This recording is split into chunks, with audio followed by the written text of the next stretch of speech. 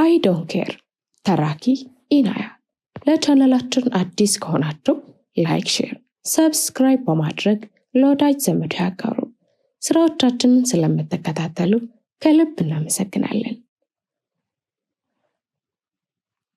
አንድ ቀን እናቴ ተከራይቼ ወደምኖርበት ኮንዶሚኒየም ልትጠይቀኝ መጣች።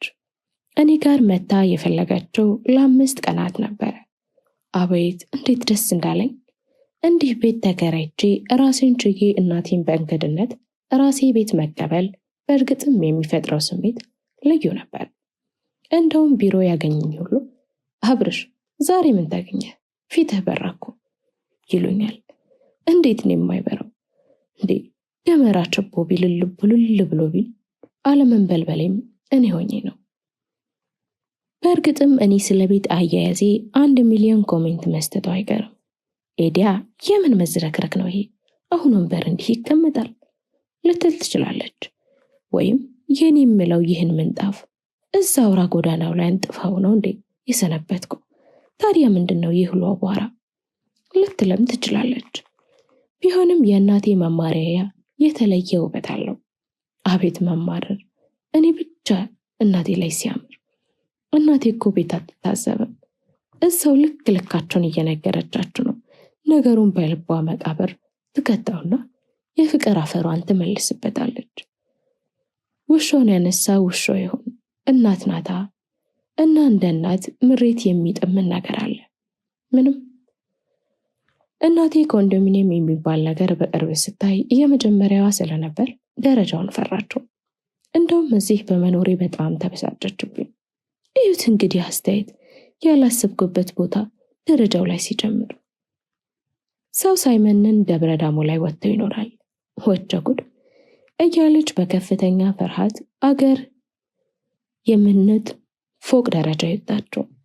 የከፍታውን ፍርሃት ቤት ስትገባ ረስተው ሌላ ግርምት ደግሞ ተጫረባት። በቃ አንዱን ስትታሰብ አንዱን ስታመሰግን አመሸች። 1-2 ቀን አላመጃት እየተውኳት ወጣው። ወደ ስራ መሄድ ጀመርኩ። ግን ደግሞ ስራ በዝቶብኝ ስለነበር ብቻዋን ጥያት ጠዋት የወጣው ማታ ነው የምገባው። ልክ በሁለተኛው ቀን ማታ ስንገናኝ ታዲያም እንዲህ አለችኝ። ይህ አሜሪካ የሚሉት ሀገር እንዲህ ነው አሉ። እንዴት አልኩ ወደ ቴሌቪዥኑ ዞሬ። ቴሌቪዥኑ የሚያሳየው ሌላ ነገር ነው። ይህ እኮ ታች አርማጭሆ ወረዳ ነው የሚለው አሜሪካ አይደለም አልኳት። በቴሌቪዥን ከሚታየው አዝመራ ስር የተጻፈውን አንብቤ። ማን እሱን ነው አለች። እና እንዴት ነው ያልሽው? እንደዚህ እንዳንተ ቤት ነው። ስግትግት ያለ ጉድ፣ ቡና የሚጠራራ የለ፣ ደህና ዋላችሁ የሚል የለ። ሁሉም ቤቱን ዘግቶ ቁጭ፣ የሚጫወት ህፃን እንኳን የሌለበት ጉድ። 10 ቤት እስቲ አሁን ሲያረጉ አየን ብለው ነው እንጂ ሁሉም አበሻ ናቸው። ምን አለ ቢያውቁ አብረው ቡና የሚጠጡ። ኤዲያ ያየነው አይቅረም ማለት ምንድነው ብላ ተማራረች። ምን ችግር አለው ማሚ? ሁሉም የራሱን ኑሮ ዘና ብሎ መኖር። አላየንም ዘናቴ። እትዬ ብርጓል ልጃቸው አገር ላስጎብልም ብላ ወስዳቸው አይደለም እንዴ? እንዲህ ቄሱም ዝም መጽሐፉም ዝም ቢሆንባቸው ተበላሽቶ የመጡት። ያች ደግም ቤት ባዶ ቤት የፈረንጅ ሰይጣን የተጣላቸው አለችና ከንፈሯን በሐዘን መጠጠች። ዝም ብለን እንደቆየን አቡቹ እንግዲህ ከዚህ ከቆጥህ ወርደህ መሬት ካልተደላደልክ ወደ አንተ እግሬን አላነሳም በላኝ ወደ ቤቷ ልትሄድ ተነሳች። ብለምናት ላግባባት በሞከር በስተርጅና በተከበርኩበት ሀገር እንደማማ ይብርጓል ጉድ ልታደርገኝ። ኧረ ማሚ ያካበሽው። በቃ ቅዳሜና እሑድ እረፍት ነኝ፣ ዘና እንላለን። ስራ በዝቶብኝ እኮ ነው አልኩ። ግድ የለም አላበድኩም፣ አልቀለልኩም። መሬት ላይ አሳረፈኝ። ጠዋት ወስደህ ቤት ጣለኝ ብላ እምቢ አለች። በቃ በአንገቴ ቢሏ ቢጋደም እዚች ቤት አልቆይም ብላ በጠዋት ወደ ቤቷ ተመለሰች። እናቴ ትታኝ ስትሄድ እንደ ህፃን ልጅ ሆድ ባሰኝ። በመሃል ግን የማማ የብርጓል ታሪክ ትዝ ሲለኝ ብቻዬን መሳቅ ጀመርኩ። እማማ የብርጓል የተወለድኩበት ሰፈር ታዋቂ ጠላ ነጋዴ ነበሩ። አንድ ቀን ታዲያ አሜሪካ የምትኖረው ልጃቸው አስቴር ደውላ እማዬ አሜሪካን ላስጎበኝሽ ነው ተዘጋጅተሽ ጠብቂኝ አለቻቸው። አስቱ እንደው ገንዘብሽን ካስከሰርኩብሽ አይቀር ከአሜሪካው ይልቅ ኢየሩሳሌም አሳልሚኝ በመለስሽ ይሏታል።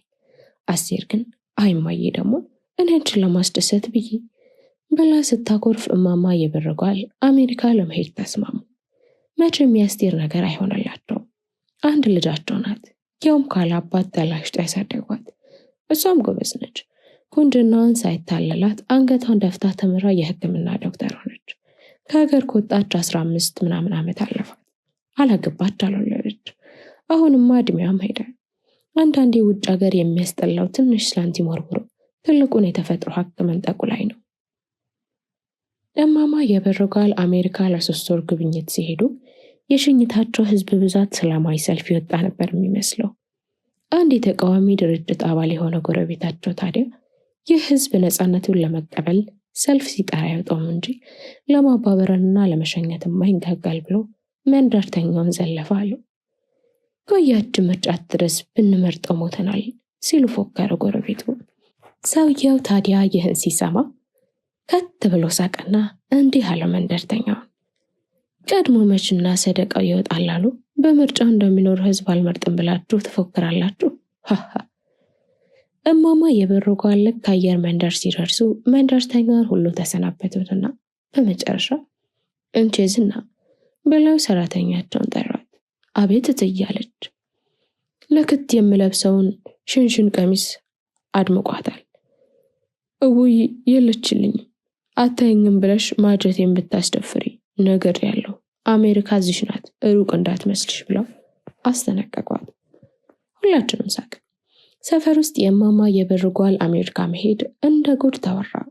ደግሞ ጊዜው አባማ የምርጫ ቅስቀሳ የሚያደርጉበት ሰሞን ስለነበር ብዙሃኑ የመንደራችን ነዋሪ አሜሪካ ከነጥቁር መሪዋ ሁለተኛ አገሩ መስላ እየተሰማቸው ነበር።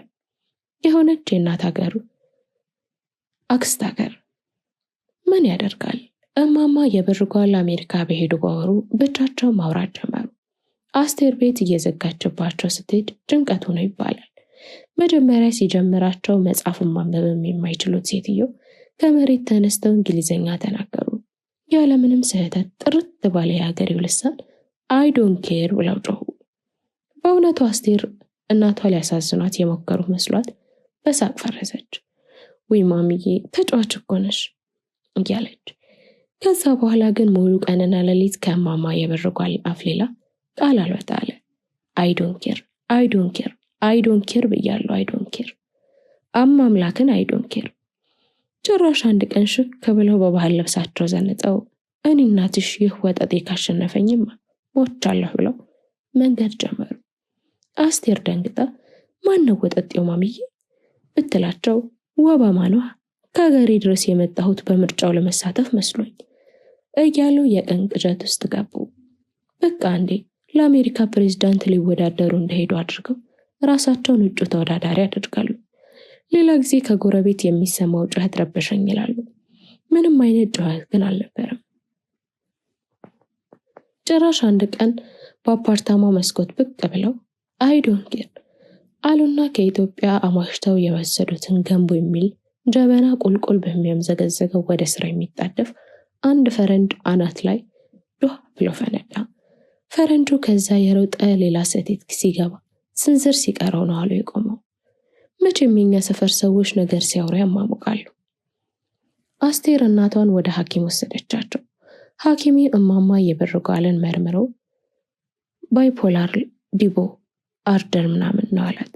ለአስቴር ያው ሃሉሴትን ሊያደርጉ ማለትም የሌለ ነገር መስሎ ሊታያቸው ይችላል።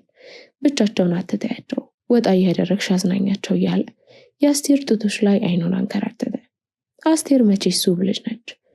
ዶክተሩ በአስቴር ጡቶች ምክንያት ሐሴት አድርጎ ስለ ገነት ምናምን ማውራት ሳይጀምር አልቀረም። ሕክምናው 1 ዓመት ሊወስድ እንደሚችል በመግለጽ ቅል በሚያህል ነጭ የፕላስቲክ ስንደት ነጫጭ ኪኒን ሰጣቸው። በቀን 1 እስከ ምጽአት። እማማ የበረጓል ታዲያ በቀጣዩ ቀን ቤት ተቀምጠው ድምጻቸው ሲጠፋባቸው አስቴር ከመኝታ ቤቷ ብቅ ብላ አየቻቸው። መርፌና ክራቸውን አቅርበው የታዘዘላቸውን ኪኒን እየቦረበሩና በከለር እየወሰወሱ ምንም የመሰለ መቅጠሪያቸውን ሰርተው አንገታቸውን። አንድ ኪኒን በስሱ ቁጥር አይ ዶንት ኬር እያሉ። አስቴር ታዲያ የሐኪሙን ምክር በመስማት እናቷን ልታዝናናቸው ይዛቸው በሰው ሀገር ጎዳና ላይ ትዞራለች። ይህ ኢየሩሳሌም ነው አይደለም እንዴ አሏት ኮስተር ብለው። አዎ ማሚዬ ኢየሩሳሌም ነው አለች። አልሄድም እንዳይሏት ፈርታ። የተረገምሽ የተቀደሰችው ምድር በጫማ ታስረግጭኛለሽ አሉና ጫማቸውን አውልቀው በግንባራቸው አስፋልቱ ላይ ተደፍተው መሬቱን ሳሙ። በባዶ እግራቸውም ጉዞ ጀመሩ። ወዲያው ኬት እንደመጣ ያልታወቀ ጋዜጠኛ መንጋ አስቴርና እማማ ይበሩጋልን ከቦ በፎቶ ያጣድፋቸው ጀመር። በልጭ በልጭ። በቀጣዩ ቀን የወጣው ዋሽንግተን ፖስት ላይ የፊት ገጹ ላይ የእማማ ይበሩጋልን ፎቶ አተሙ። ካናቱ እንዲህ ሲል ጻፈበት አሉ። የእኛ ሰፈር ወሬ ሰዎች ባይታመንም የጀግና ኢትዮጵያዊ ሯጭ የአበበ ቢቂላ ታናሽ እህት በባዶ እግራቸው ዋሽንግተን ዋክ ሲያደርጉ። እማማ ይበሩጋል ከጉብኝታቸው በአንዱ ቀን ዋይት ሃውስ ፊት ለፊት ደረሱ። እልልታቸውን አቅልጠው እንደለማዳቸው ቤተ መንግስቱ ፊት ለፊት በግንባራቸው ተደፍረው ምድሩን ከሳሙ በኋላ ጌታዬ የተሰቀለው እዚህ ነው ሲሉ አስቴርን ጠየቋት። አስቴር ትክዝ ብላ ነጩን ህንጻ አሻግራ እየተመለከተች ዓለም ሁሉ ለገዛ መሻቱ የተሰቀለው እዚህ ነው ማሚዬ፣ ያንቺን ንጹህ ልብ ሰውን ገረመው እንጂ ሁሉም ከያለበት የሚሰግደው ለዚህ ነው።